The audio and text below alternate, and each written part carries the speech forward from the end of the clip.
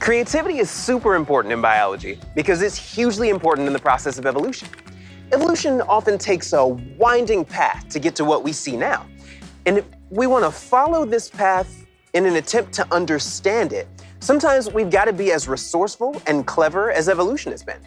That requires creativity in how we solve problems, and even creativity in the questions we ask. Creativity is so important for anybody who is thinking about, who is studying biology, because the question we're trying to understand is not just take in all the information that we know about biology.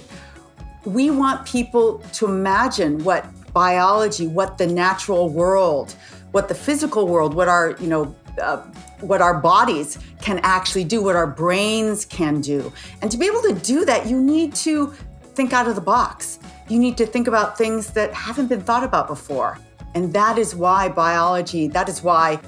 creativity is so critical for anybody studying biology.